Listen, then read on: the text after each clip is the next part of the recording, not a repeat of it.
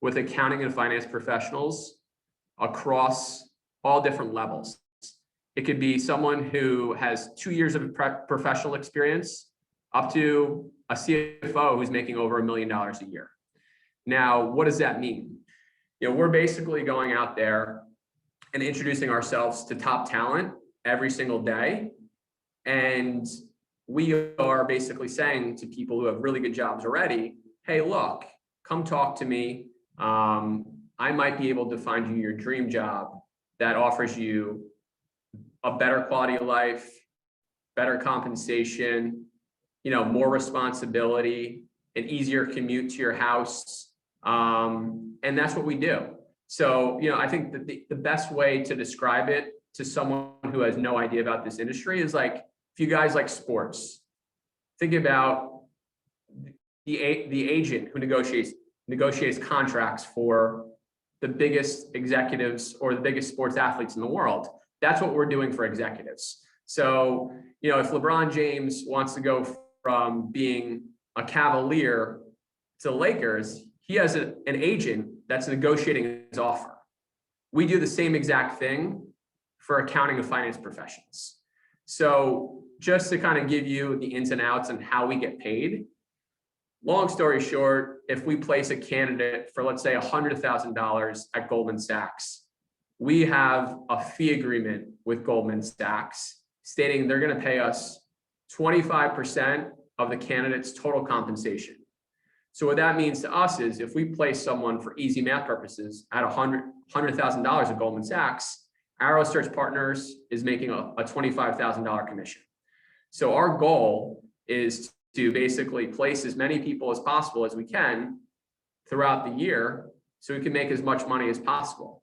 So, if you're looking for a job in sales and you're someone who's young, hungry, motivated to make a lot of money, this could be a really good career path for you.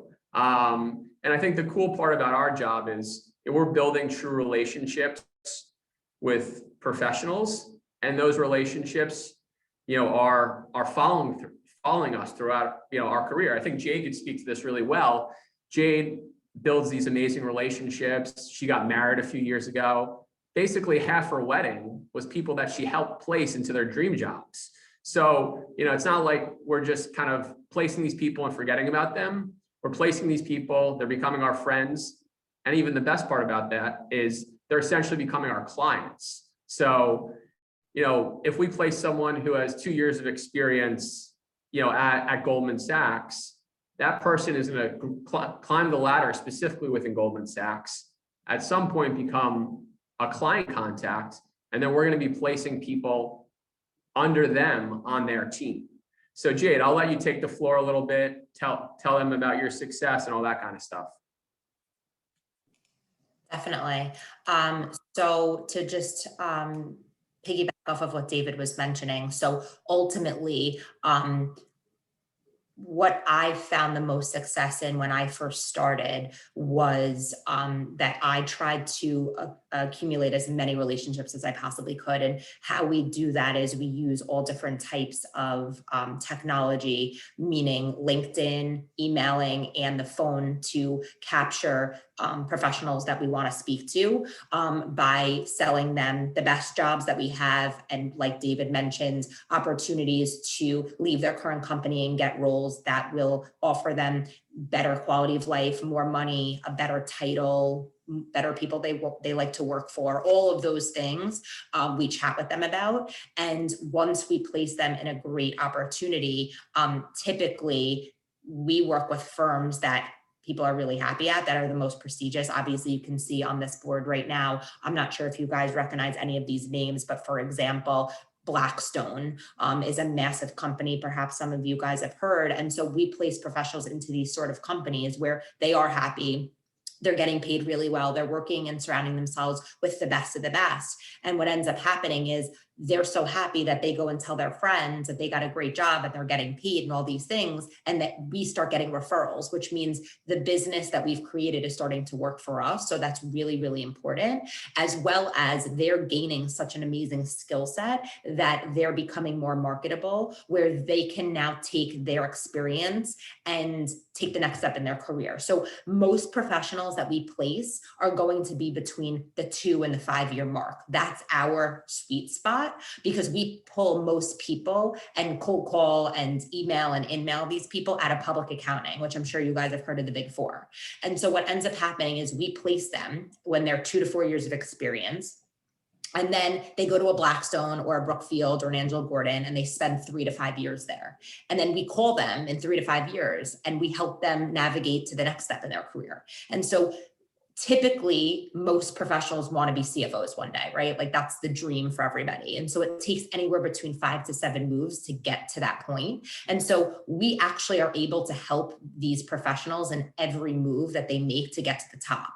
So what David was basically mentioning is not only are we placing these people multiple times as they grow with their career, we're growing with them, but they're referring us friends, they're referring us colleagues. And then once they get to their 3rd or 4th step in their career, they are now hiring leaders. And what happens is they call us and they say, hey, we have a job open for a 2 to 4 year person coming out of public. And so it goes all the way back to the people that we recruit to begin with and who these people were when we first met them. So that's what's really exciting about this industry and about what we do is it's relationship building, and you're truly making money because you're placing these people. So it's a win for you. It's a win for them because they're getting a great job and they're happy and they're getting paid and all these things. And then it's a win for our clients because we're placing great candidates to their jobs and they're happy with us. So everybody's winning, and we do this. I mean, David, how many placements do you think that we do on a month to month basis when it comes to these sort of candidates? Yeah, I mean, I think just, overall from just a general candidate standpoint, monthly Arrow's probably facing anywhere from like 20 to 30 candidates a month. So it's high volume, and obviously the commission structure is aggressive. So if you're making 3 or 4 placements a month, like Jade is consistently, you could do really well financially. Obviously it gets to a certain point to be an expert like Jade, but if you put your head down, you work hard, you obviously learn a lot, become a student of the business, it's definitely a very fun, lucrative job. And every day is different. So, we have a really fun culture here. Obviously we are a sales environment. That's what we are. So we definitely have fun around the office, but we also like to work hard. So I think the best way to describe Arrow from a culture standpoint is we work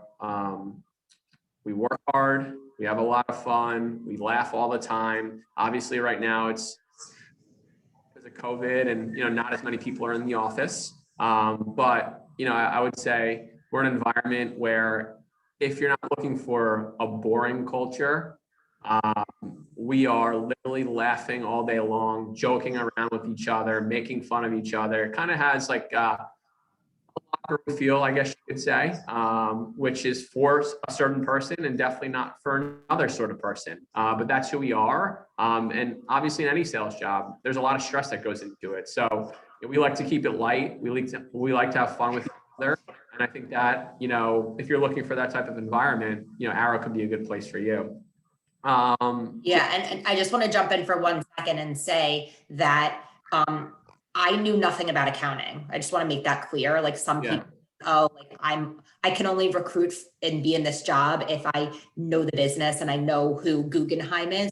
I went to FIT and literally didn't even know who the Big Four was. And I know that's actually a joke, but it's true. And I was able to come in and learn and be a student of the business and teach myself and be in the office every day, obviously COVID now, but really just be able to listen to everybody. And I had some sort of sales acumen, and I was excited to meet new people and talk to new people and be challenged by the art of the deal. And so for everybody that's on this Zoom today, whether you are great at accounting, you're getting a D- in accounting, you hate accounting, whatever it is, it has nothing to do with that, nor does it have to do with knowing about financial services or anything we do. It's really, do you want to be in sales? Are you driven in that way? And if you are, then you should totally take a stab at this.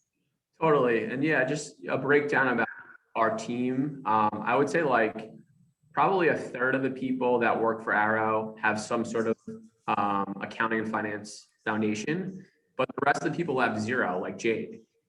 So I think something unique about Arrow is a few years ago, we implemented a program called the Analyst Program, and we've had a lot of success with it. And basically what that means is we're constantly looking for entry-level talent, people graduating from schools like Oneonta or SUNY Albany or SUNY New Paltz or whatever the case may be. And what we do is we hire them right off campus, and we give them a base salary, we give them full benefits, and we train them. You know, so like right now, I mentioned Jenna earlier in this video. She obviously found us through backpacks, but we also got referred to another guy from Oneonta, and he started the same day as Jenna. So we have two entry-level Oneonta people right now. One guy was the captain of the tennis team. Jenna was met through backpacks, and they're both in this analyst program. And basically what the analyst program is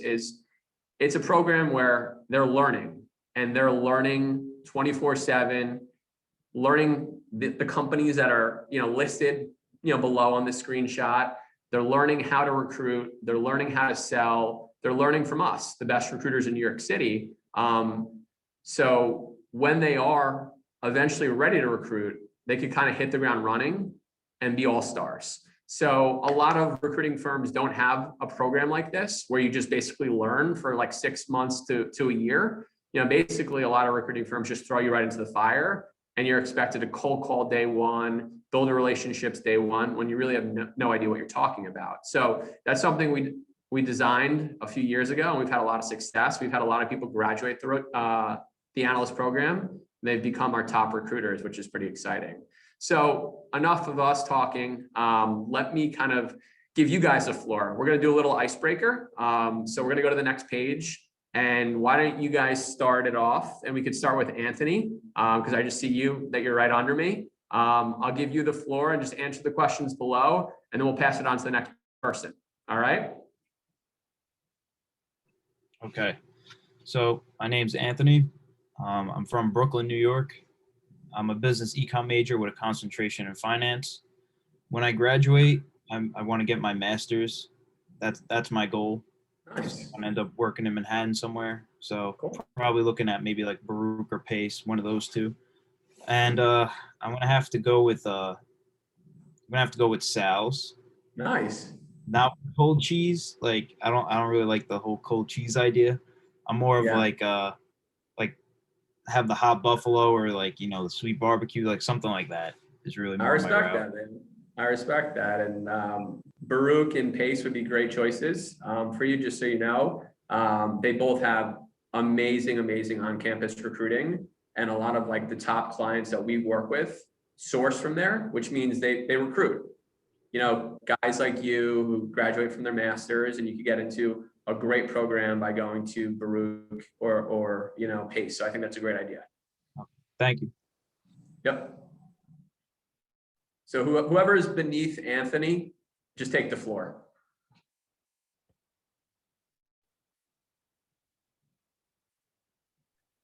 I don't know who's beneath Anthony. I can't really see that since the presentation's up, but I'll just go. All right, perfect. Will, so just moving forward. So Will, just call out the next person so the next person knows, and it doesn't matter. So whoever you see. Okay, sounds good. So my name's Will Hunt. I'm from Farmingdale, New York. That's on Long Island. My majors, I'm a dual major in business economics and communication with a concentration in finance. I graduate this May. I'm graduating a year early. I'm not quite too sure what I want to do right out of college yet. I've been applying, not blindly, but different banks like BNY Mellon, just JP Morgan, just like across the board, just seeing whatever comes my way. Yep. And then for cold cheese, I'd have to say Tnose, but for a regular slice, I would have to go with Nina's because I think they're like the most Long Island like esque up here, even though it's hard to find. That's funny. So I met my wife at Oneonta, and my first date with her was at Nina's. So we used to go there all the time, and I love that place. So they definitely have the best pizza. I mean, obviously, drunk pizza, you got to go Tino's or Sal's. Yeah, But no, I agree completely. proper Not that I solid know much slice. about that, but yeah, I know what you mean. Yeah. Awesome. Awesome. Who you passing it to, Will? Pass it to Hales. Okay. Hello. My name's Hales. I'm from Rochester, New York. It's on the other side of the state. My major is dietetics and I'm minoring in Spanish. And when I graduate, I'd like to go to the master's and internship for dietetics and to become an RD. And then maybe like join the Peace Corps and work with them or the AmeriCorps for a little bit. Awesome. And then from there, no clue. And then I'm vegan, so I don't really eat pizza. Yeah. Cool. Awesome. Awesome. I think that's sounds like a really nice career path. Hold on. And I'm gonna pass it to Elizabeth. Okay, hi, I'm Elizabeth. I'm a business econ major with a concentration of marketing. So I'm still a sophomore, so I have a long way to go until I graduate. So right now I'm still looking for internships for this summer, possibly, or next summer. So I'm not really sure which direction I'm heading in just quite yet, but I do want to do something in sales marketing for sure. And for Tnose or Sal's, I would definitely pick Tnose just because I feel like it's so much easier to like get there than Sal's. Like it's just right in the middle of Main Street. It's just, I don't know, always a good time. Totally. Totally. Yeah. Sal's a little bit further down Main Street. So you Yeah. have to for a reason. Yeah, you definitely have some time, but it's good that you're already thinking about, sales or marketing and all that kind of Yeah, good stuff. definitely. Awesome. Cool, cool, cool. Who you passing it to? I'll pass it to Carmel. Hi, my name is Carmel. I'm from Wanta, which is in Long Island. I'm a professional accounting major. I Nice. recently just changed from engineering to accounting, so I really don't know what I want to do yet when I graduate. And for cold cheese, I've never had cold cheese, but I would pick Tnose. Nice. Cool. Awesome. Well, Carmel, if you need any advice, being that you are an accounting major, we could definitely help you with that. So feel free to, contact Jade or I after the meeting or at any point, just because like that's the background we look for, trying to place. So my best advice to you is, go down the public accounting route, join one of those firms, and you'll have a lot of options, and you'll have a really nice career path if you go down that route. Okay, thank you. Is your email there or something? Yeah, my email, you can find it on the website, and you can find Jade's on the website on our team page. Both of us are our emails on the team page there. But just to make it easy, it's david@arrowsearchpartners.com and Jade is jade@arrowsearchpartners.com. But you can find it on the website also. All right. Thank you. No problem. Who you passing it to? Everyone under me already went, so I'll just go down the list. Tom. Cool. Hi, I'm Tom Fay. I'm from Nanuet, New York, which is in Rockland County. I'm a business econ major with a concentration in finance. After I graduate, I'm kind of torn between going of like more the path of like an accountant, like analyst role, or doing into like the sales, like advisor role. So in that aspect, kind of torn. But as far as pizza, definitely Sal's over Tino's. Nice. And Tom, I know we've spoken before, so I'm excited that you're joining. And are you guys playing this year, or what's the scoop? So far, so good. I mean, we've been having conditioning practices the past couple days, and then this evening we're supposed to be getting on the field, getting a little stick working. Nice. Awesome. Well, tell coach I say hello. And I don't know if you know this, we actually just, we also hired another Oneonta guy, Andrew, who was your captain a few years ago. Oh, Series? Yeah. Oh, wow. That's awesome. Yeah. So he's going to start out of our Long Island office probably in April. So yeah, I figured you guys knew each other because you played ball together. Yeah, I definitely know him pretty well. Awesome. Well, good stuff, man. Good to see you. And who you passing it to? John.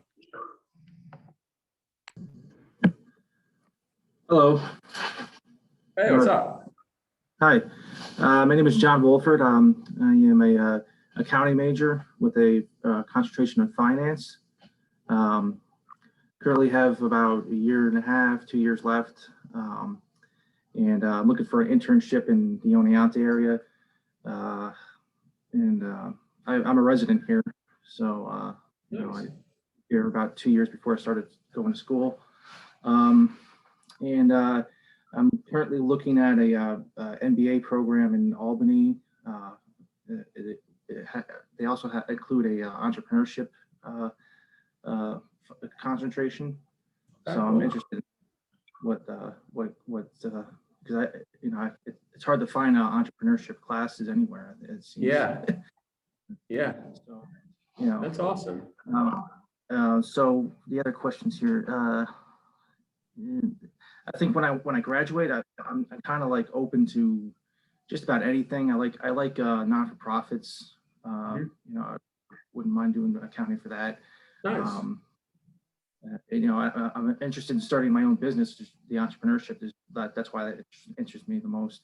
Awesome. With Albany. And between Tnose and Sal's, see, I have a kind of a history. I know somebody that worked at Tnose that didn't have a good experience while he worked there, so I kind of go towards Sal's usually. But I wanted to, if I was to eat at the place, I think Tnose definitely over Sal's. But otherwise, I usually just order out from Sal's.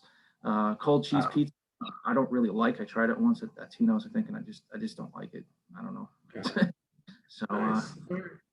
Cool. Well, I mean, you know, again, you know, you're an accounting major, so if you're seeking any advice, hit Jade or I up, and we're happy to you know, kind of give you some advice. And there's, just so you know, John, there's accounting firms that specialize in non-for-profit. So if you hit us up, we could kind of lead you in the right direction there, and let you know what firms you should, you know, be applying to or speaking to, because those firms will offer you, you know, internships and things of that sort. So definitely use this as a resource, and you know, we'll definitely guide you in the right direction. all right, I'll be sending you an email then. Pretty soon. Perfect. Awesome. Thanks, John. Who are you passing it to? Luke, you haven't gone yet. Hey, hi, nice to meet you. My name is Luke Mock. I am a music industry major, kind of out of the ordinary there. I'm a second-year junior. I'm from a town in upstate called Auburn, New York. It's closer to Syracuse. I am an aspiring artist, and I'm also interested in some artist management and possibly looking into publishing.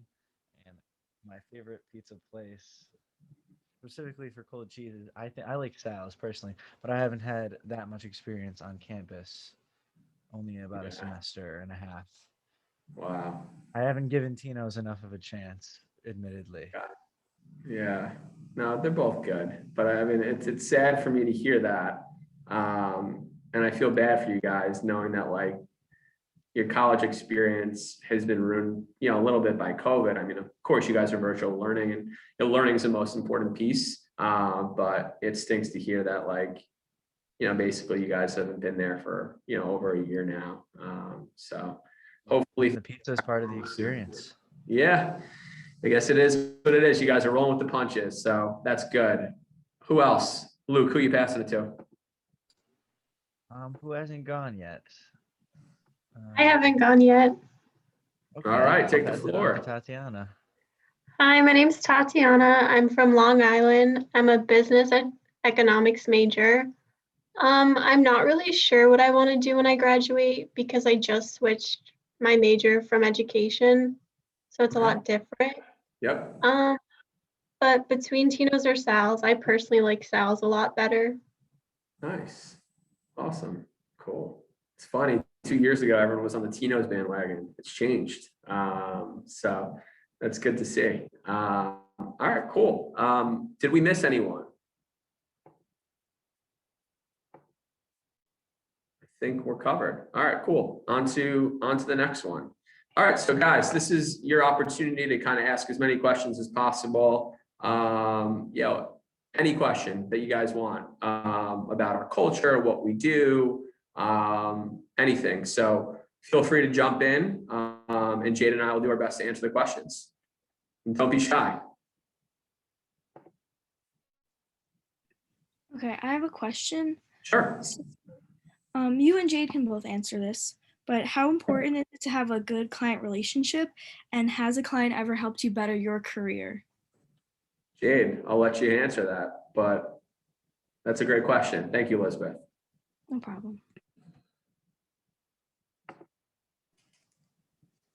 Sorry, for some reason it cut out in the middle of your question. Do you mind repeating that? Yeah, that's fine. So my question was, how important is it to have a good relationship with your clients, and has a client ever helped you better your career? Yeah. So it is the most important thing to have a great client relationship. To be honest, they pay the bills. If we do not have a good relationship with them, we don't have any companies to place our candidates at. So we've been in so many situations where, listen, things happen. There's certain situations that really piss us off, or they're asking for something that we feel we really don't even know if we can deliver on, but we have to be as sweet as pie and basically do whatever we can to let them know that we're going to try to come through for them, because again, like, they're why our business runs. So it is so, so important. And in terms of them helping better our careers and even educating us, I think David would agree that we're learning on the job every day, even from being in this business for 10 plus years. We're constantly learning. And I believe that being on the client side, which means working with clients and with candidates, because typically in the beginning, you're going to start just working candidates and helping them make moves to these companies. And as you get more tenured, you build these client relationships.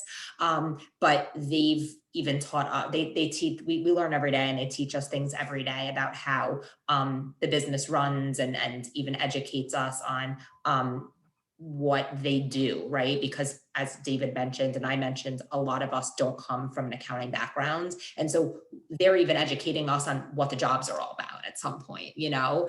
So that's kind of my answer. I don't know if David has any additional input. Yeah, no, I think you covered it, Jade. I mean, clients are paramount for us. You know, we want to make sure our clients are happy, and we're going to do whatever we can to make our clients happy. And you know, if you provide a good service in any business, it's going to yield you dividends. And the people that you're serving that are happy with your service are then going to talk to you about their friends, and tell their friends about you, and tell their family members about you.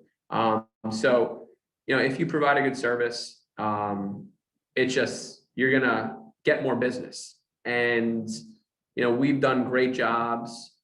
We've done amazing jobs for a lot of our clients. And then they say to us, hey, look, I have another firm where my friend's the CFO.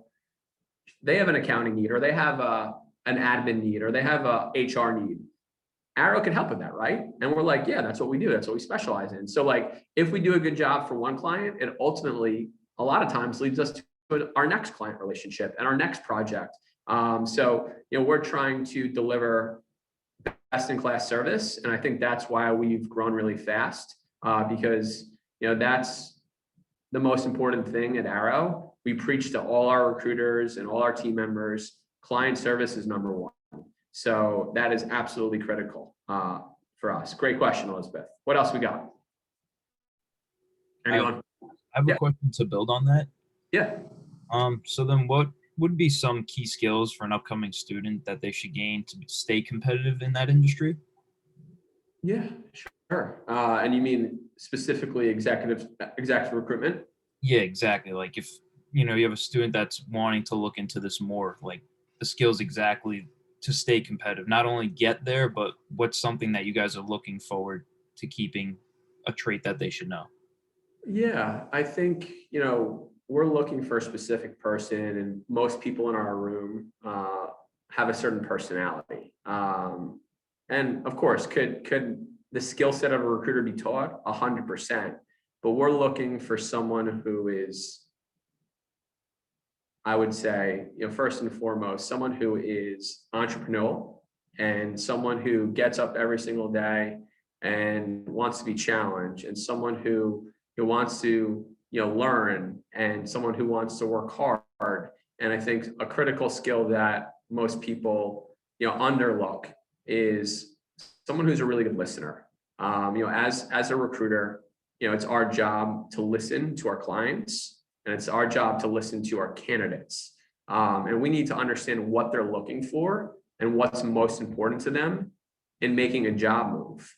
And, when you think about someone's life, what are the most important things in their life? It's probably family, number one, maybe religion, and then it's your career.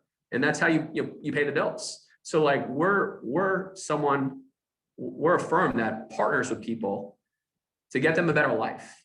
And it's, like I said earlier, it's more money, it's more responsibility, it's a better commute. So we need to make sure we're listening. And when people think sales, people think, oh, that person's salesy. Like, yeah, there's certain people that could be salesy 100% that are in sales. But I think the most important trait that we're looking for is someone who's motivated and someone who's a really good listener. I think those are two things that could be taught. But those are two things that I think are absolutely critical to be successful in this job. And Jade, I'll let you piggyback off of what I said. No, I think you nailed it.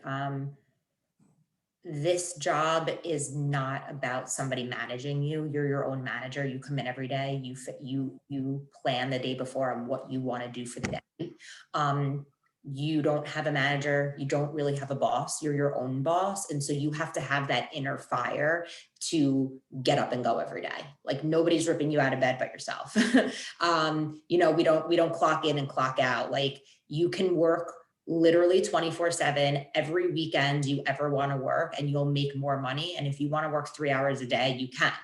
It's up to you. And so that's what I think David and I, one of the main things we love about this job on top of everything else he mentioned. But yeah, that's when I first got into this business, I loved that the most. I said, I don't know if I want a desk job where I have a manager that's sitting on top of me all day, every day. And the person that hired me said, that's not the way it is. In my first year, I worked every Saturday because I wanted to, but nobody told me I had to, so it really just depends. But yeah, I think that's it. Yeah, no, totally. And look, I think the best thing about this job is, once you become established and once you know what you're doing, you really, have the ability to have an amazing quality of life, and also a high ceiling from an earnings perspective. So and that's what attracted me to this job. To be, quite honest with you, I'm someone who is extremely money motivated. I like the nicer things in life. I have a wife who likes really nice things, and she likes to travel, likes nice jewelry, and wants a big house. So that's what fires me up. Making money so I could provide for my family. And this has been an awesome 10 years. And this is an industry that's only growing. Not a lot of people know about it, but you could do research. The recruiting world is a multi-billion-dollar industry that seems like nobody really knows about. So it's only getting more and more popular. Websites like LinkedIn and Indeed are on fire. And this industry is not going anywhere. And it's a lot of fun. It's kind of very much so like being a real estate agent, except you're not selling houses. you're selling career paths. And, every single day is different. So, we're here to, manage people. Jade manages people, I manage people, but like, we're not watching over them. We're not micromanaging. Like, we're hoping people we hire, we're going to give them guidance. We're going to teach them. We're going to train them. There's the analyst program. But after that, like, basically you're off on your own. You're in the office, obviously every day, but beyond that, like, you're going to do what you want to do. And, we're here to help you along the way. So anything else? Oh yeah, I just have a quick question. Yeah. You touched on LinkedIn and Indeed, how they're just firing up. What stops a candidate from going straight to those companies and coming to you? Sure. So they don't provide like executive recruitment services. You could apply jobs on LinkedIn for sure, and people do that. But a lot of times when you're applying to a job on LinkedIn or Indeed, there's literally, no joke, Will, like thousands of applicants that are applying to those jobs. And it sounds like you're applying to jobs right now, and I hope that you're having success. But a lot of times your resume gets lost in a black hole. And for whatever reason, maybe it doesn't get picked up by LinkedIn or Indeed or whatever the case may be. Whereas if you're in contact with an executive recruiter like us, basically you have access to the hiring manager. We know the hiring manager will, because we probably placed the hiring manager 5 years ago. And the hiring manager probably went to Jade's wedding. You know what I mean? So we have that whereas someone who's applying to a black hole on LinkedIn doesn't know where the resume ends up. And a lot of times it's being overlooked. So like the reason that we have so much success and we're placing so many people month over month is we know the decision makers, and the decision makers trust us because we ultimately place them. Right. And just to add to that, two other points. So the first point is, just like David kind of touched upon, you can go and apply to all these jobs, right? But are you going to get the job? Who knows? What we do and why we're paid such a large fee is not only do we cultivate the relationship and find the candidate that's the perfect match for the job, but we walk them through the entire process. We help them interview. We go through a prep document with them to make sure that they're asking the right questions. I mean, you don't want to go on an interview and say, hey, is it, only a 9 to 5, or do you have, an hour to go to the gym during the day? Like, some people do ask that on interviews, crazy enough. So we truly are coaching these people on how to get the job. We talk to them about compensation. We talk to them about what they should say, what they shouldn't say, how much they should prepare, who they're going to meet with. You don't have that access to basically a personal career coach just applying on your own and going and trying to get that job. Also, we see more than ever people that have audit backgrounds coming out of the Big Four applying for front office jobs. And they're trying to figure out why they're not getting that job. And of course, they're not getting the job because they're not qualified, right? But if they were to call us and we were to discuss with them what their end all be all goals are, perhaps we could call up a line manager at a company and say, listen, this person doesn't exactly do the job, but he's amazing. He's got the great personality. He's got a 4.0 GPA. Like, why don't you give it a shot? And we actually have got people jobs that they're not fully qualified for because of our relationship. So it's a very different thing. And this is why, these firms pay us as outside vendors, because we vet out all of those things for them. But it's a really good question.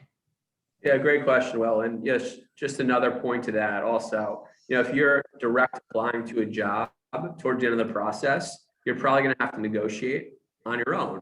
And a lot of times that's a daunting process for someone because there's no buffer in the middle, right? So like the benefit of us negotiating for you is you really could tell us what you want, and we could tell our client really what you want, and we can push our client to make you the best offer possible. When you're actually doing that on your own, it gets a little awkward because you're negotiating with your future employer, and if you push too hard, you can piss them off. So there's a delicate balance there as well, where we're the buffer, we're there to basically push our client to the limit to make you the best offer possible. So hopefully that answered your question. No, definitely. Thank you. Awesome. What else, guys? I have one. Cool. Now, how has COVID-19 affect your company and the way it does business? Are you guys getting more business? Are you guys getting less business with it? Are you guys now just strictly online because you're based off in New York? Like, what's really going on? Yeah, no, that's an awesome question, Anthony. Glad you asked it. So I'll just walk you through what 2020 looked like, as briefly as possible. So 2019 for us was our best year ever. We absolutely killed it from a revenue standpoint. We were on fire. We were so excited for 2020. We entered 2020. In Q1 of 2020, it was our best quarter ever. We were lighting the world on fire. We were making a huge splash in New York. Then obviously COVID happened in March. The world shut down. Arrow's revenue dropped by 50%, which was crazy. And we were a little nervous, but obviously we were doing so well prior. We said, all right, this has to get better at some point. Long story short, the world evolved. And a lot of our clients are high-flying, top-tier financial service organizations. And these financial services organizations that we partner with were not affected by any means by COVID-19. A lot of them were opportunistic and we're making a lot of money because of COVID. And if you look at the stock market right now, that kind of reflects what I'm saying. The stock market's never been higher. It's crazy what's going on in the stock market. So long story short, in Q3, we got back to our normal revenue.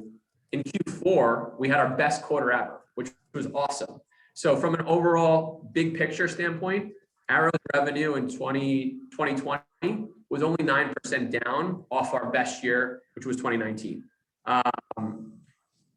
In terms of how it's evolved for us, this is a perfect example. I'm in the office right now in New York City because I choose to be, because I like being in the office. I live in Hoboken. I live in a 2-bed, 2-bath apartment with my son. My wife works full time. I have a nanny that's there. So I want to get the hell out of my apartment because it's just chaos at all times. So I come to the city. With that being said, Jade is in Westchester right now in her house.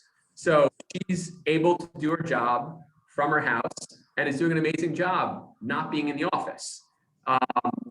Our office culture right now, a lot of people are in the office because they choose to be, but some people aren't.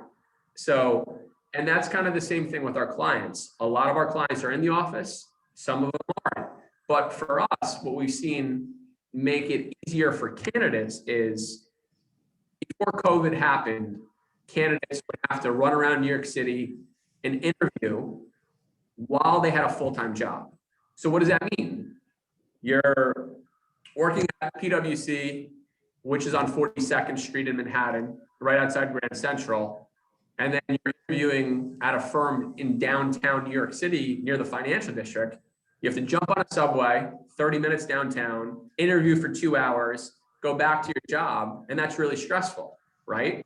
Nowadays, we're just setting up Zooms for our clients, and our candidates are being interviewed via Zoom, and it's less stressful for our candidates. It's easier for our clients, and it's become this huge virtual world where it's easier for everyone. And now candidates are less stressed because they're saving so much time during the interview process. And their bosses don't know they're interviewing because they're doing it from their computer. So it's made our lives a lot easier. And it's made candidates' lives way easier because they don't have to sneak around anymore. So I know that was a very long-winded way of explaining it. There's a lot of moving parts in that question. It was a great question. Jade, do you have anything to add? I think you nailed it. I think the most exciting part for us as recruiters is we're calling people and emailing them and basically selling them on why they should leave the job that they're at now for a better job. And when you're typically on the fence or you're not miserable at your job, you take into consideration that interviewing is another job on top of your job. And you are going to have to tell your boss that you're sick 5 times and call out and go put a suit on and go jump on the subway and run around town to go get a new job. And so what is so incredible about COVID, which I know is funny to say, but there are some silver linings, especially in our business, is we are seeing double to triple the amount of people being active in the market because it's so easy to find another job. People are literally interviewing with sweatpants on the bottom and a suit jacket on top. Like, it's insane. So if I cold called somebody 2 years ago and they're like, listen, my boss is micromanaging me constantly. I work insane hours. I'm never going to have time to interview. I'm not really actually happy. Call me another time. And I'll call that person now during COVID and they're like, yeah, I'll interview. Why not? I can get a job that's going to pay me more money with better hours, all these things, and I'm sitting at home. We also have no cancellations. There were so many times where, listen, a meeting gets popped up on somebody's calendar and they're like, listen, I can't make the interview in 2 hours. Like, my boss now needs to sit down with me. That's not the case anymore. We have no cancellations. When it's snowing, no cancellations. Everybody's still home, can interview on Zoom. So it's been actually fantastic in a lot of ways. 100%. You nailed it too. Really good points. What else, guys? What other kind of questions? I just wanted to chime in. We have about 4 more minutes because I know some students might have to go on to another class. So I just wanted to have time for maybe one more question. Perfect. Thanks, Danielle. Sure.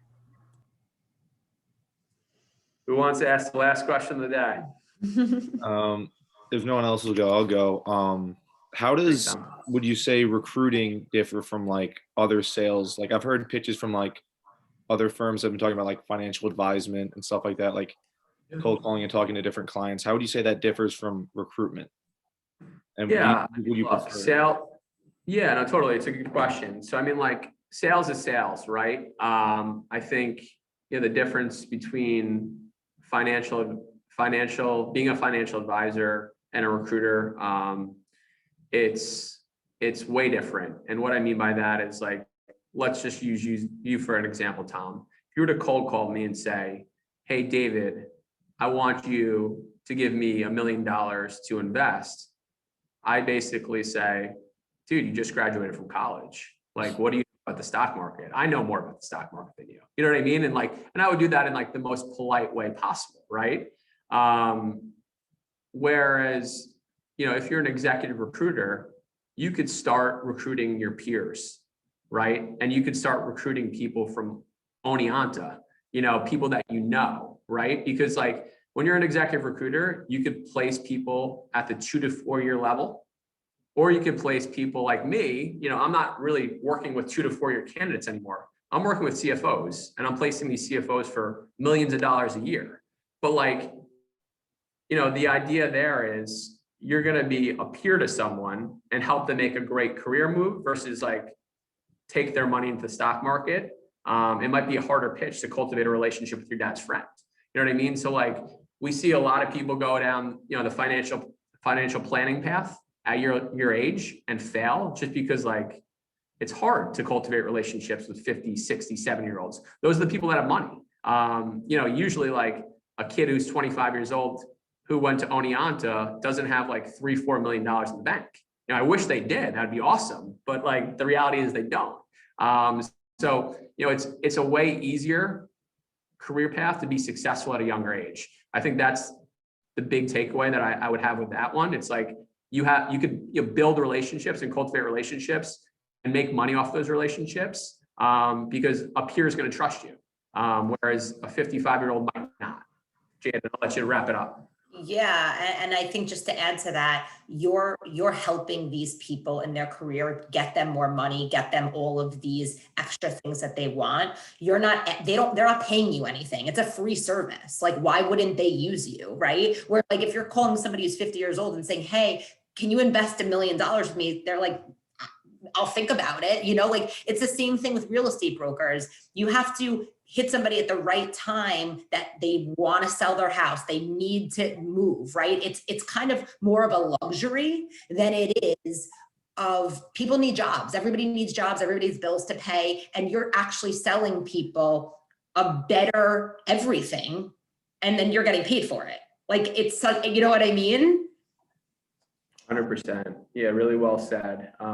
People are looking for jobs at all times. So we're looking to better their lives, and it's a free service. We provide a free service. The only way we get paid is if we place someone at one of our clients. And so you guys fully understand, our clients pay us. So the job seeker has zero cost. It's a free service for them. So we're not selling them anything at all. We're just providing a free service to better their life. So that's it, guys. I'm sorry that we were running a little late. Obviously, it was awesome to meet with you. Feel free to reach out to Jade or I with any questions. And hopefully we look forward to doing this in person next year. I'd love to meet you guys in person, and have a great semester. And obviously, when things get back to normal, eat some cold cheese pizza. Talk to you guys later. Thank you. Bye, guys. Good luck with everything. Thanks, David and Jade. This is Charlene, their faculty support person. Thank you so much. Your presentation was phenomenal. I'll be hearing about this for weeks to come. So you'll be Awesome. Thank you for the Awesome. feedback. That makes us smile, and we love giving back. So thank you for the opportunity to present, and we look forward to doing it next year. Absolutely. See you soon. Bye, guys. Good afternoon.